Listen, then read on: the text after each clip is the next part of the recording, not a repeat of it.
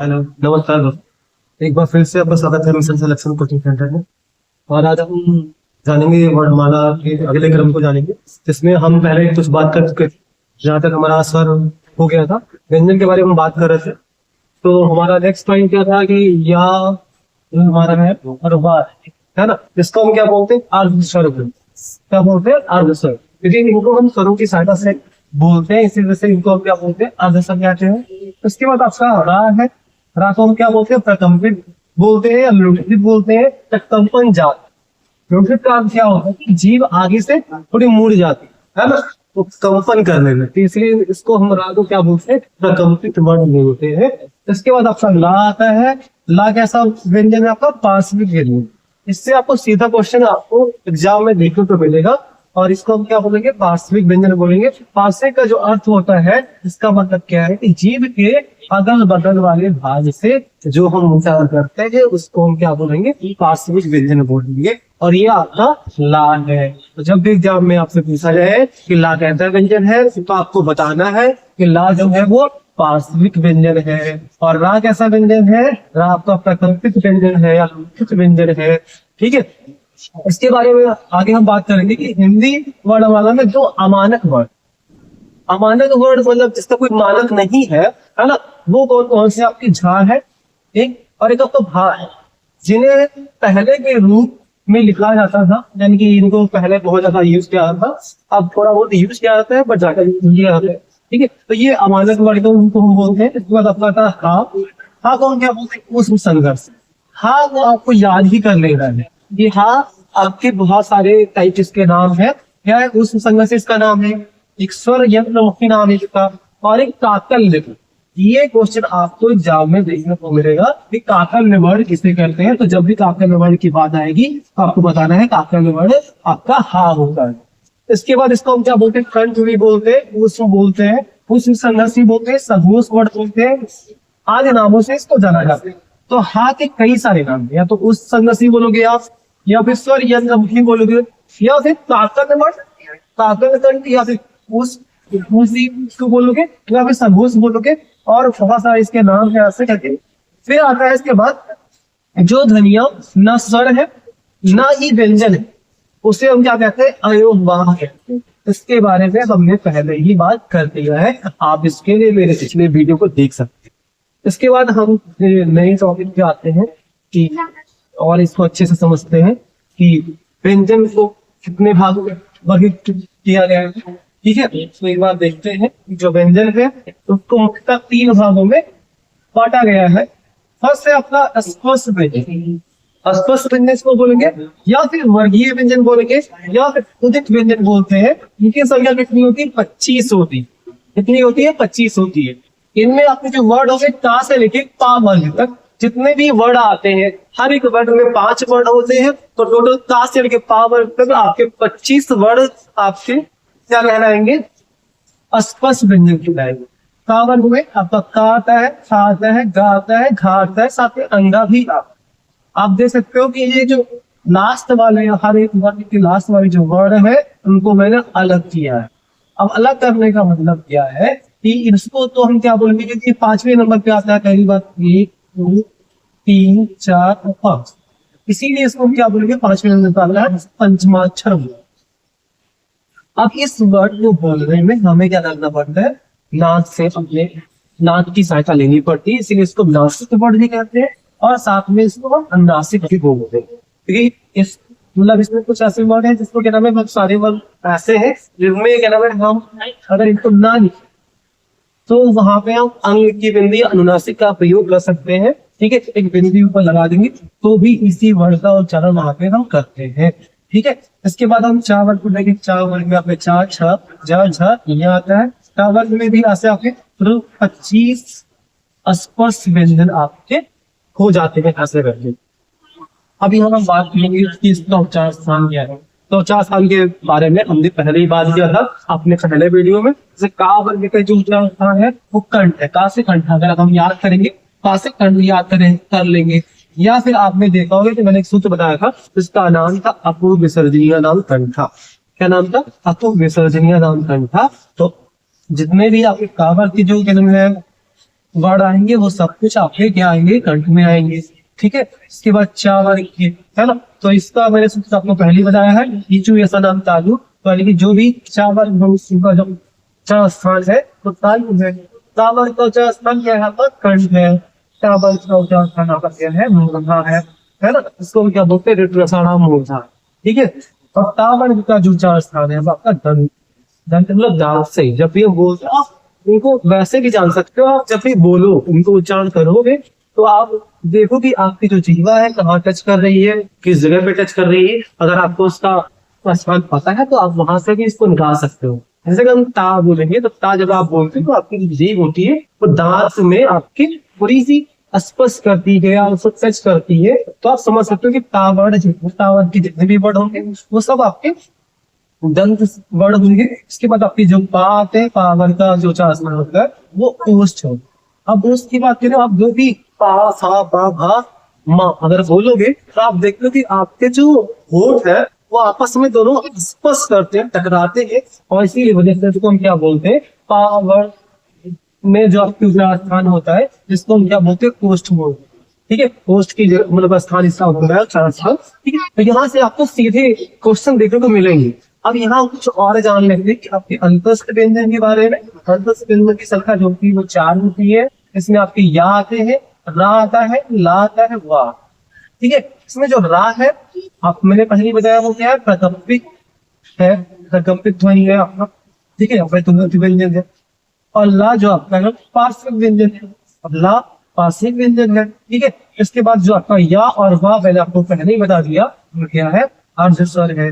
ला को हम व्यंजन ही कहते हैं, ये बात आपको पता होगी, आपको मैंने अभी बताया था। इसके बाद हम बात करेंगे इसके बारे में, संयुक्त व्यंजन के बारे में बात करेंगे। संयुक्त का मतलब क्या है कि जब कोई वर्ड आपस में जब मिलके बनते हैं तो उसको हम क्या बोलते हैं, संयुक्त व्यंजन। संयुक्त मतलब दो व्यंजन के मेल से जो व्यंजन बनता है उसको हम क्या बोलेंगे, संयुक्त व्यंजन। अगर आपको नाम पता है, नाम का पता है, तो आप किसी भी वर्ड के बारे में उसकी परिभाषा को आप आराम से निकाल सकते हैं। तो यहाँ लिखा भी है कि यह दो व्यंजन एक ही स्वर के सहारे बोले जाए तो उन्हें संयुक्त व्यंजन कहते हैं। इनकी संख्या कितनी होती है, 4 होती है। कौन कौन सी, छा। अब छा जो है आपका वो का और मूर्धन्य श से मिलकर बना। अगर इसको थोड़ा और हम विस्तारित करें तो इसको कुछ इस टाइप से लिखा जाएगा, का वो भी हलंत, धन मूर्धन्य श वो भी, ये भी हलंत रहेगा, और धन आ, है ना। आपको पता है कि कोई भी व्यंजन बिना स्वर वर्ड की सहायता से हम नहीं बोल सकते हैं। इसके लिए हमें क्या, किसी न किसी स्वर वर्ड की आवश्यकता पड़ती है। ऐसे आपका त्रा है, त्रा जो बना है वो आपका हलंत और रा से मिलकर बना है। तो क्या है वो जा, हलन और इया से मिलकर बना है। ऐसे आपका स्रा है, स्रा कैसे मिलकर बना है आपका, तालव्य हलन और रा से मिलकर बना है। तो ये सब आपके जो 4 आपको यानी कि आपकी जो क्या नाम है वर्णमाला के सबसे अंतिम भाग में छा, त्रा और ज्ञा और एक सा, ये जो वर्ड है वो आपके क्या है, संयुक्त व्यंजन कहलाते हैं। ठीक है, तो आपको ये बात याद रखनी है क्योंकि ये आपको एग्जाम में डायरेक्टली पूछे ही जाएंगे। आपको इसको हमेशा याद ही रखना है। ये सारे क्वेश्चन आपको हमेशा एज एन ऐसे ही देखने को मिलेंगे जैसा मैंने आपको बताया है। ठीक है, इसके बाद हम देखते हैं एक बात फिर से कि नेक्स्ट टॉपिक के बारे में बात करते हैं। नेक्स्ट टॉपिक आपकी आदत व्यंजन है। तो आदत व्यंजन की बात करें, आदत जो शब्द है इसका जो मतलब है कि आया हुआ या कहीं से इसको लाया है। हिंदी वर्ड वाला भी सब नहीं है और ये कहीं से लाया गया है। अब जैसे कहाँ से लाया गया होगा, या तो अरबी से आया होगा, या फारसी से आया होगा, या किसी और भाषा से आया होगा। ठीक है, तो इसकी बात हम करेंगे। अब इनकी संख्या कितनी आपको यहाँ दिखाई गई है, 5 होती है। कौन सी, इसको बोलते नुक्ता वाली, है ना, नुक्ता वाले जो नीचे आपको ये बिजली दिख रही है ये नुक्ता है इसको, है ना। तो इसमें ता, नुक्ता का, नुक्ता जा और नुक्ता सा, ये आपके वर्ड हो गए। ठीक है, तो ये हमारे कैसे है, आदक व्यंजन। ऐसे आपको देखना हिंदी वर्णमाला में कुल जो वर्ड होते हैं 53 होते हैं, है ना। नॉर्मली अगर हम बात करें, अभी इसको हम एक बार आपको दिखाएंगे कि कैसे होते हैं, तो आप देख लेना। बट अलग अलग क्या नाम है, क्वेश्चन के अकॉर्डिंग इसका आंसर अलग अलग होता है। अगर आपको 53 दिख रहा है तो आप रिपीट टिक करो, अगर आपको 52 दिखा है, नहीं 52 दिखा है, तो आप 52 वर्ड पे कर सकते हो, ठीक है। तो आप क्या करोगे, 53 वर्ड आपको ध्यान रखना है। जो इस प्रकार है आप देख सकते हो कौन कौन से होते हैं, 11 स्वर होते हैं। आपको मैंने पहले बताया आ ई फिर ऊ पढ़ाऊ री ए आए ओ आओ, ये आपके 11 हो गए। फिर आपके 33 मूल व्यंजन होते हैं। इसमें क्या होते हैं, से पावर तक आपके 25 वर्ड, और अंत में जो आपके 4 होते हैं आपको पता है, और साथ में आपके 4 क्या होते हैं, क्यूस होते। इनको जब आप जोड़ोगे तो उनकी संख्या कितनी आएगी, 33 आएगी। तो ये आपके क्या होंगे, मूल व्यंजन होंगे। दो आपके क्या होते हैं, द्विगुण व्यंजन होते हैं, क्या, और इसको क्षिप्त व्यंजन ही बोलते हैं। ये बात आपको ध्यान रखनी है, ये डायरेक्ट क्वेश्चन आपके एग्जाम में आते हैं। इसके बाद 4 आपके क्या होंगे, संयुक्त व्यंजन, छ, त्र, ज्ञ और स। और एक आपका विशिष्ट व्यंजन होता है जो कुछ इस टाइप से होता है, वैसे इसका ज्यादा हम यूज नहीं करते हैं, बाकी ये हरियाणवी में ज्यादा यूज किया जाता है वैसे, ठीक है। तो ये आपका एक हो गया। अब इसको एक बार हम देख लेते हैं। 11 आपके स्वर हो गए, ठीक है। 33 आपके व्यंजन हो गए। फिर आपके 2 जो हो गए क्या, द्विगुण व्यंजन। 4 हो गए आपके संयुक्त व्यंजन, एक हो गया आपका विशिष्ट। अब इसके बाद हम अगर ऐड करके देखते हैं कि क्या ये सही है, आपके 53 आने चाहिए, तो देखते हैं बस 3 और 1 4, 4 2 6, 6 4 10, 10 1 11, 11 1 है। इसके बाद आपके 3 और 1 4, 4 और एक उधर आपका जो बचा था 5 हो गया, 51 होंगे। लेकिन अभी 2 और कम है। 2 कौन कौन से हैं, आपके 2 अयोगवाह है, ठीक है। तो उनको आप, एक आपका अनुस्वार होता है और एक अनुनासिक होता है। तो ये 2 आपके ऐसा 2 होता है, मतलब तो ये आपकी 2 अयोगवाह है, ठीक है। तो इसको हम क्या बोलेंगे, आपका ये 53 हो गया, ठीक है। आप देख सकते हैं। अब इसके बाद हम बात करेंगे नेक्स्ट टॉपिक के बारे में कि आपके नेक्स्ट टॉपिक क्या है। तो यहाँ पे लिखा है, आपको दिखाई दे रहा है कुल वर्ड कितने हैं, 33 वर्ड, 53 वर्ड होगा, ठीक है। तो ये हो गया। इसके बाद हम नेक्स्ट देखते हैं कि हमारा टॉपिक प्राणवायु या उच्चारण प्रयत्न के आधार पर व्यंजनों का वर्गीकरण। अब यहाँ हम बात करेंगे प्राणवायु है, जब हम श्वास लेते हैं, श्वास छोड़ते हैं, तो हमारे मुख से कोई भी मतलब हवा जब निकलती है, तो उसके आधार पर जब हम प्रयत्न करते हैं तो कुछ ध्वनियां निकलती है, और उसके आधार पर हमें व्यंजनों का वर्गीकरण करना है। अब कौन कौन से व्यंजन इसमें हमारे आएंगे उसके बारे में हम जानेंगे। तो अगर प्राण के आधार पर बात करें तो उसको हम क्या बोलते हैं, 2 टाइप के आपके क्या नाम है, व्यंजन होते हैं। एक आपका अल्प प्राण होता है, जिसमें हमारा कम वायु निकलता है हमारे मुख विवर से, बहुत ही कम मात्रा में श्वास बाहर आती है, उसको हम अल्प प्राण बोलते हैं। और एक आपका होता है महाप्राण। महाप्राण में थोड़ा अत्यधिक तो वायु हमारे मुख से निकलता है, इसलिए इसको क्या बोलते हैं, महाप्राण बोलते हैं। तो आप इसके बारे में आप इसको याद कर सकते हो, बाकी इसका मैं ट्रिक बता दूंगा जिसमें आप आसानी से उसको याद कर पाओगे। प्राण वायु या उच्चारण प्रयत्न के आधार पर इसके 2 भेद होते हैं, एक आपका होता है अल्प प्राण, एक होता है महाप्राण। अब बात करेंगे हम अल्प प्राण क्या होता है। जिन व्यंजन वर्णों के उच्चारण में श्वास वायु अल्प मात्रा में से, अल्प मतलब बहुत ही कम मात्रा में, अल्प हम क्या बोलेंगे, बहुत कम मात्रा में अगर हमारी प्राणवायु निकलती है तो उससे हम क्या बोलेंगे, अल्प प्राण। उसके बाद आता है प्रत्येक वर्ग का पहला और तीसरा और पांचवा। प्रत्येक वर्ग का पहला तीसरा और पांचवा वर्ड जो क्या कह रहेगा, आपका क्या कह रहेगा, अल्प प्राण के अंतर्गत आएगा। साथ में आपके जो अंतस्थ व्यंजन है कौन कौन से हैं आपको पता होनी चाहिए, या, रा, ला और वा, ये 4, ठीक है।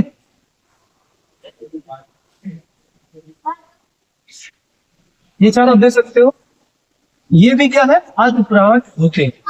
इसमें हकार ध्वनियां नहीं होती है, सभी स्वर अन्य प्राण अब सीधी बात है, ये आपकी नहीं होंगी तो इसको हम क्या बोलेंगे, अल्पप्राण बोलेंगे। ठीक है, तो अब देख लेते हैं, अगर आप वर्णमाला देखते हो कि सही से, तो आप देख सकते हो कि जो का है वो पहला वर्ण है ना, का वर्ण का। फिर तीसरा वर्ण गा है इसका, और पांचवा वर्ण अंगा है ना। तो मतलब जितने भी आपके नासिक के वर्ण है, पंचमाक्षर है, वो सब किसमें आएंगे, आपके अल्पप्राण में आएंगे। तीसरा वर्ण गा है ना, जा है, दा है, जो आपका ये है ना, और आपका दा है या वाह है, ये सब क्या आएंगे आपके, मतलब आपको याद कर लेना 135 है ना। तो जितने भी वर्ग में आपके 135 पहले नंबर पे, तीसरे नंबर पे और पांचवें नंबर पे जो वर्ड आएंगे वो अल्पप्राण कहलाएंगे। साथ में आपके अंतस के व्यंजन भी अल्पप्राण ही होते हैं, आपको ये बात याद रखनी। इसके बाद हम दूसरी बात करेंगे महाप्राण के बारे में। महाप्राण क्या होता है कि जिन व्यंजन वर्णों, सॉरी यहाँ पे वर्णों लिखा होना चाहिए, के उच्चारण में श्वास वायु जो होगी अधिक मात्रा में निकलती है, उसे हम महाप्राण कहते हैं। अब अधिक मात्रा से तात्पर्य ये है कि आपके जो मुख है वो काफी ज्यादा समय तक खुला रहेगा और ज्यादा वायु निकलेगी, इसीलिए इसको हम क्या बोलेंगे, महाप्राण बोलेंगे। ठीक है, तो क्या है इसके बाद प्रत्येक वर्ग का दूसरा, क्योंकि दूसरे नंबर का, और जो बचा हुआ है चौथा नंबर है ना, जो वर्ड होगा वो क्या कहलाएगा आपका, क्या कहलाएगा, महाप्राण कहलाएगा। साथ में जो आप ऊष्म व्यंजन होते हैं जिनको बोलने पे हमारे मुख से थोड़ी उष्मा निकलती है, वैसे वर्ड आपके चार है। श यानी कि आपका तालव्य शब्द, मूर्धन्य शब्द, दंत शब्द और हा, ये चार वर्ड भी आपके इसी महाप्राण के अंतर्गत आएंगे। तालव्य शब्द, मूर्धन्य शब्द, दंत शब्द और हा। ठीक है, ये भी आपके किसमें आएंगे, महाप्राण में आएंगे। ठीक है, अब इसके अंतर्गत आपके क्या आएंगे, खा। आप खा दोनों चेक कर सकते हो कि खा जब आप बोलोगे तो खा आपको कैसा दिखाई देगा, क्या सुनाई देगा। अगर आप ध्यान से सुनोगे तो खा आपको सुनाई देगा कि इसमें, इसको जब हम बोलते हैं तो बहुत अधिक मात्रा में हमारे मुख से वायु निकलती है। तो खा हो गया आपका। इसके बाद आप लिखोगे छा और आपका ठा, ऐसे ही फिर आप होगा घा, झा और आपका ठा, है ना। वैसे आप इसमें चले जाओ, ये हो गया। साथ में आपकी ये ऊष्म व्यंजन, ये सब क्या होंगे, फिर महाप्राण। तो इसमें अगर इसकी बात की जाए तो इसमें आपके हकार नहीं होते हैं, हकार ध्वनियां नहीं होती, बट इसमें हकार ध्वनियां आपकी विशेष रूप से रहती है। खा, है ना। आप लास्ट में थोड़ा ऐसा कि आपको हाथ ही जैसा कुछ ऐसे, जब आप हा बोलते हो तो आपके मुंह से जैसा फील होता है, वैसे ही आप जब खा बोलोगे तो वैसा ही आपको फील होगा, छा छा। तो आपको थोड़ा हा की ध्वनि एक आएगी, इसीलिए इसमें क्या बोलेंगे आप, ये हकार ध्वनियां विशेष रूप से रहती है। ठीक है, तो ये हो गया। अब इसको एक हम ग्राफ के माध्यम से या टेबल के माध्यम से समझेंगे कि कैसे चीजों को हम याद रखेंगे, स्टेप बाय स्टेप चीजों को याद कैसे करेंगे। तो एक बार देख लेते हैं कि इसका जो टेबल है, यहाँ पे वर्ग लिखे हैं और फिर का वर्ग है, शा वर्ग है, टा वर्ग है, ता वर्ग है और ता। ठीक है, एक साइड में आपका अल्पप्राण है, दूसरी साइड में आपका महाप्राण है। यहाँ इसका फॉर्मूला लिखा है वन, मतलब पहला स्थान, तीसरा स्थान और आपका पांचवा। ठीक है, आप देख सकते हो ये पहला, ये तीसरा, ये पांचवा। अब ये जितने भी वर्ड आपको यहाँ पे दिखाई दे रहे हैं, ये सब क्या है, आपके अल्पप्राण है। साथ में आपके अंतस व्यंजन कितने हैं, या, रा, ला और वा, ये भी अल्पप्राण में ही आएंगे। और सभी स्वर, जितने भी स्वर आपके हैं वो भी आपके अल्पप्राण में ही आएंगे। आपको ध्यान रखना, जब भी किसी स्वर के बारे में बात हो तो आपको सीधा बताना है कि जितने भी स्वर होते हैं वो सब किसमें आते हैं, अल्पप्राण में आते हैं। ठीक है, इसके बाद हम बात करेंगे महाप्राण की। तो महाप्राण में आपका दूसरा स्थान और चौथा स्थान, दूसरे स्थान पे खा वाला और चौथे स्थान पर खा वाला। आप देख सकते हो ये सारे किसमें आएंगे, आपके महाप्राण में आएंगे। साथ ही इसके साथ में क्या आएंगे, और आपके उसमें आपका तालव्य शब्द, मूर्धन्य शब्द और दंत शब्द। ठीक है, ये सारे आपके किसमें आएंगे, महाप्राण में। अब हम देखते हैं इसके बाद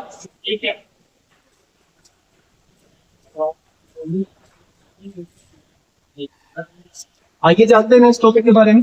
सर, घोषक तंत्री में कंपन के आधार पर व्यंजनों का वर्गीकरण। अब इसका मतलब क्या है कि जब हम कोई स्वर या घोषक तंत्र में हमारे कंपन होता है, जब हम बोलते हैं उस टाइम कंपन होता है, तो उसके आधार पर हम व्यंजन को कितने भागों में बांट सकते हैं? 2 प्रकार से बांट सकते हैं। ठीक है, आपका होता है अघोष व्यंजन और एक आपका होता है सघोष, या फिर आप इसको घोष व्यंजन भी बोल सकते हैं। तो दो टाइप से आपको यहाँ पे देखने को मिलेंगे कि जब भी कोई वर्ड बोलते हैं तो हम थोड़ा हमारा जो क्या नाम है, बहुत सारे क्या नाम है घोषक होते हैं, वह तंत्री आदि जहाँ से हम आवाज को बोलते हैं वहां पे कंपन होती है। कंपन मतलब थोड़ा सा तड़ाहट फील होता है, तो उसके आधार पर इसको हम 2 वर्ग में बांट सकते हैं। एक अघोष होता है, एक सघोष होता है। ठीक है, और सघोष को हम घोष भी बोलते हैं। तो आपको ध्यान रखना है कि जब भी सघोष या घोष आए तो आपको ये बात याद रखनी है, दोनों एक। ठीक है, तो पहले बात आए अघोष। अघोष व्यंजन जिन व्यंजन वर्णों के उच्चारण में हमारी स्वर तंत्रियों में कंपन यानी झंकृत मतलब जो कंपन है आपका नहीं होगा। सीधी बात जान लें कि वो नहीं होगा, जो कंपन नहीं होगा, है ना, तो उन्हें हम क्या बोलेंगे? आघोष व्यंजन बोलेंगे। सीधा मतलब आघोष। अब आ जो उपसर्ग है उसका जो मतलब निकलता है क्या, कि कोई भी चीज को नहीं के रूप में लिया जाएगा, जो भी होगा, है ना, तो उसके अंदर घोष घोषक तो नहीं होगा। तो ये आपका क्या कहलाएगा? जिसके अंदर आपका झंकृत उत्पन्न नहीं होती है, झंकार उत्पन्न नहीं होती है, उसको हम क्या बोलते हैं? अघोष व्यंजन कहते हैं। ठीक है, प्रत्येक वर्ग का पहला दूसरा वर्ड जो आपको क्या कहलाएगा? अघोष व्यंजन कहलाएगा। जैसे का और ख, है ना, पहला और दूसरा, है ना, तो आप याद कर सकते हैं पहला और दूसरा वर्ड आपको क्या कहलाएगा? अघोष व्यंजन कहलाएगा। साथ में क्या है? सा, तीनों सा आपके जो है तालव्य शब्द, मूर्धन्य शब्द, दंत शब्द अघोष वर्ड होता है। तो आपके ये हो गए, कितने हो जाएंगे? ये आपके 10 हो जाएंगे। ठीक है, और 3 आपकी जो सा है, तालव्य शब्द, मूर्धन्य शब्द और दंत शब्द, ये मिला के आप क्या कहलाएंगे? अघोष कहलाएंगे। ठीक है, ये हो गया। इसके बाद हम बात करेंगे सघोष व्यंजन के बारे में। तो जिन व्यंजन वर्णों के उच्चारण में हमारी स्वर तंत्रियों में कंपन होता है, यानी सघोष यानी घोष के साथ में, है ना, घोषक के साथ में। घोषक का मतलब क्या होता है? कंपन होना। तो कंपन के साथ में जब भी आपके बार आएंगे तो उसको हम सघोष बोलेंगे या फिर घोष व्यंजन ही बोल देंगे। ठीक है, आपको ध्यान रखना है, उन्हें सघोष व्यंजन कहते हैं। और यहाँ और एक चीज आपको ध्यान रखना है कि सभी स्वर क्या होते हैं? सघोष। ठीक है, आपको ये बात हमेशा याद रखनी है कि जितने भी स्वर होंगे, स्वर जो भी होंगे वो आपके सघोष होंगे। और आपको मैंने एक चीज और बताई थी, क्या होगा? कि वो आपके अल्प प्राण होंगे। ठीक है, आपको ये बात याद रखनी है कि आपके जो स्वर होंगे वो सघोष होंगे और अल्प प्राण। ठीक है, इसके बाद क्या है कि प्रत्येक वर्ग का तीसरा, चौथा और पांचवा जो वर्ण होगा वो सब क्या कहलाएंगे? आपके सघोष कहलाएंगे। साथ में आपके जो सभी स्वर होते हैं वो भी सघोष कहलाएंगे। और आपका अंतस्थ व्यंजन, अंतस्थ व्यंजन आपके कौन कौन से होते हैं? या होता है, रा, ला और व। ठीक है, और आपका यहाँ पे जो उस व्यंजन में से एक हा बजा था, तो वो हा भी इधर ही आ जाएगा। ये भी आपका क्या कहलाएगा? सघोष या घोष वर्ड होते हैं। ठीक है, इसके बाद और एक नोट आप देख सकते हैं यहाँ पे, पंचमाक्षर या नासिक या पंचम वर्ण जो आपके कौन कौन से होते हैं? संग, इया, रा और ना और मा, ये अल्प प्राण योग सघोष होते हैं। आपको ध्यान रखना, ये भी अल्प क्या होंगे? आपके अल्प प्राण होंगे। पहली बात को ध्यान रखना कि ये अल्प प्राण होंगे और आपके सघोष भी होंगे। तो जैसे स्वर की प्रॉपर्टी है वैसे ही इसकी भी प्रॉपर्टी विशेषताएं हैं। आपको ध्यान रखनी है कि दोनों क्या होंगे? आपके सघोष और अल्प प्राण। इसके बाद हम देखते हैं इसको एक टेबल के माध्यम से हम समझते हैं थोड़ा अच्छे से कि कौन कौन से आपके जो वर्ड है घोष है, कौन से सघोष है और कौन से आपके अघोष है। तो सघोष और जो आपके घोष होते हैं तो दोनों एक ही वर्ड कहलाते हैं। ठीक है, तो ये दोनों का पर्याय है। आप यहाँ देख सकते हो कि ये सदोष और वो एक साथ में लिखा है, मतलब ये दोनों जो मतलब है वो सेम है। ठीक है, अब यहाँ वर्ग आपके है तावन चावन तावन तावन तावन पावन। ठीक है, अब यहाँ जो पहला और दूसरा जो वर्ड है आप देख सकते हैं ता चा ता ता फा खा छा था ता हा। ठीक है, और प्लस आपके जो आपके तीनों सा है तालबिश मूर्धनिश दंतिश, ये सब इसमें आएंगे, अघोष में आएंगे। बाकी जो आपके बचेंगे गा यानी कि तीसरा वर्ड, चौथा वर्ड, पांचवा वर्ड, है ना। आप देख सकते हो यहाँ पे सारे लिखे हुए हैं, ये सारे साथ में जितने भी आपके स्वर आते हैं वो सारे, और आपके अंत से जानेंगे या रा ला और वा, और आपका जो इसमें आपके व्यंजन में बचा था हाँ, वो सब आपका क्या कहलाएगा, सघोष व्यंजन कहलाएगा। इसके बाद हम बात करेंगे अनुनासिक चिन्ह के बारे में बात करेंगे। ठीक है, तो ये हमारे नेक्स्ट टॉपिक है कि अनुनासिक चिन्ह यानी कि आपका जो होता है उसको हम क्या बोलते हैं, चंद्र बिंदु भी बोल देते हैं कभी कभी, तो इसलिए हम क्या कहते हैं, चंद्र बिंदु। चंद्र बिंदु का नाम क्यों पड़ा है, ये आप देख सकते हो कि चांद के साथ से रहते हैं, उसके बीच में एक बिंदी रहती है, इसीलिए इसको हम क्या बोलते हैं, चंद्र बिंदु बोलते हैं। ठीक है, तो ये हो गया। इसका प्रयोग प्रायः तद्भव शब्द के साथ किया जाता है। कहाँ पर किया जाता है, तद्भव शब्द के साथ में चंद्र बिंदु का प्रयोग किया जाता है। दो टाइप के शब्द आपको बताया गया हुआ, तद्भव और तत्सम शब्द, है ना, आपने सुना होगा। तो तद्भव और तत्सम शब्द, तद्भव आपके ऐसे शब्द होते हैं जो आपकी हिंदी भाषा में होते हैं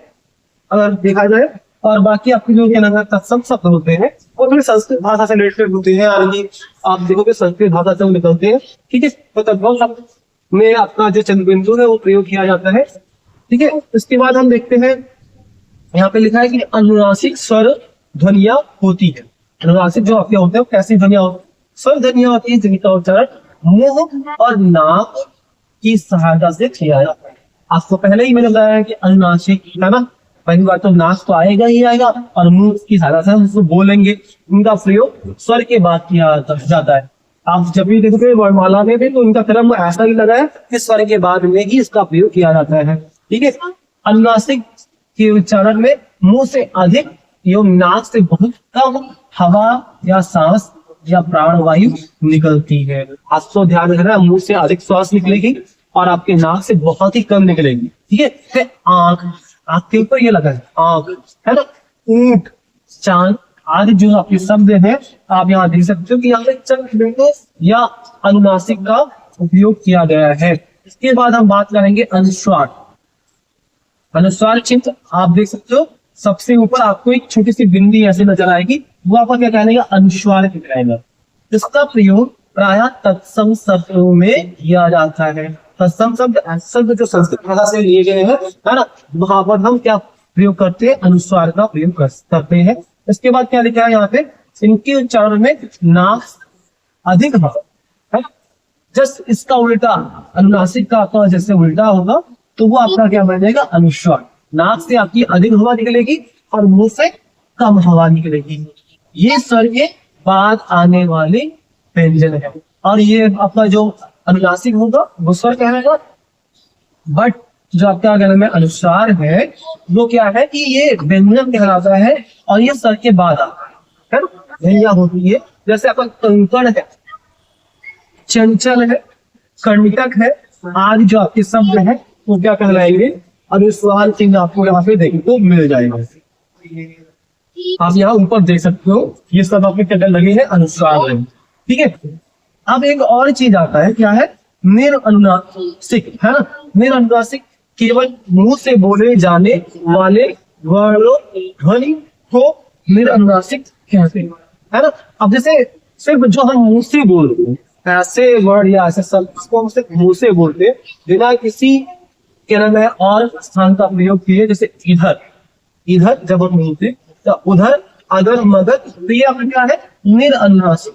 तो जिसमें कोई भी आपके अनुनासिक का प्रयोग उधर क्या हो उसको हम क्या बोलेंगे, निरअनुनासिक बोलेंगे। ठीक है, इसके बाद हम देखते हैं आप एक तालिका आपको बनाई गई है, यहाँ पे इसको थोड़ा अच्छे से और समझते हैं क्या है, वर्णों के उच्चार स्थानों की तालिका, है ना। अब कौन से वर्ड कहाँ से उच्चारित होते हैं उनके स्थान क्या है आपको यहाँ पे दिखाया गया है। तो आप देख सकते हैं इधर एक साइड में आपका क्या लिखा है, वर्ड लिखा है, यहाँ पे आपके क्या है, सारे वर्ड लिखे हैं, छोटा बड़ा सबका खाना, ठीक है। इनको थोड़ा एक वैज्ञानिक तरीके से इनको वर्गीकृत किया गया है, जिससे कि आप आसानी समझ जाओ कि कौन से वर्ड कहाँ से बोले जाते हैं। तो आप देख सकते हो कि जो आपके दो स्वर है आप और बड़ा, साथ में आपके कावर के जितने भी वर्ड है, और हाँ जो, और साथ में आपका फिसर भी, ठीक है, वो कंठ से बोला जाता है, कंठ और जीभ के निचले भाग से, जिसको हम बोलते हैं। ठीक है, अगर आप देख सकते हो वहां से कि आपको एक बार सही से मैं समझा दे रहा हूँ कि आपके जो इसको आप कैसे याद करोगे। ठीक है, तो आप देख सकते हो कि इसको याद करने के लिए हम इस सूत्र का प्रयोग करते हैं।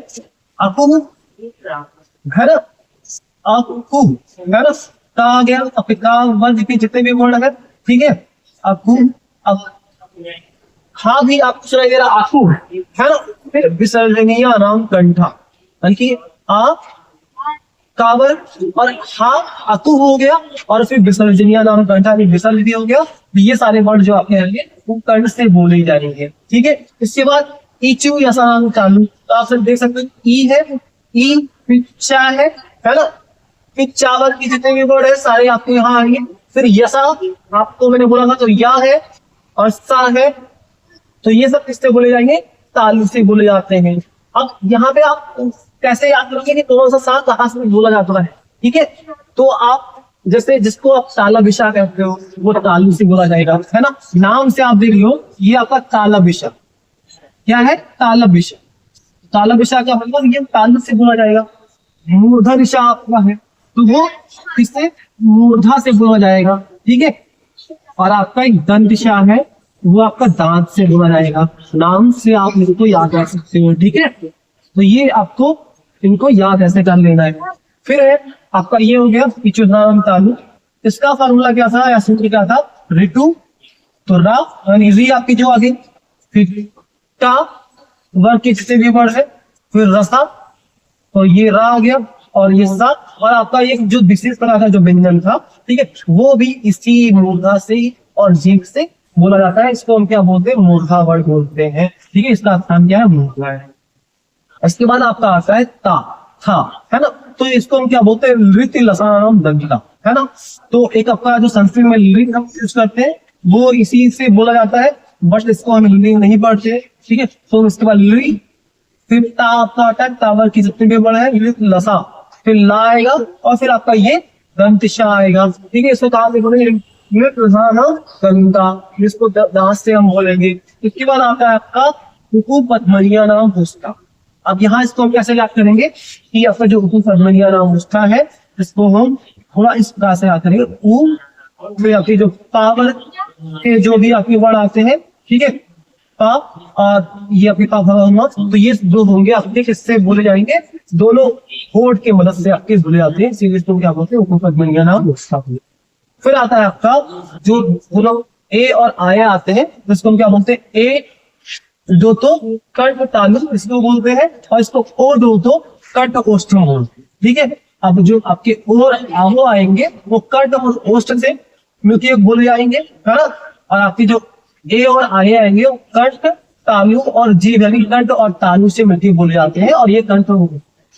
तो ए दो तो कंठ तालु और ओ दो तो कंठ ओष्ठम, आपको ऐसे याद कर लेना है। तो आपका बचा हुआ, तो वह आपका दांत, जीभ और होठ से बोलते हैं, इसको हम क्या बोलते हैं, दंतोष्ठ बोलते हैं।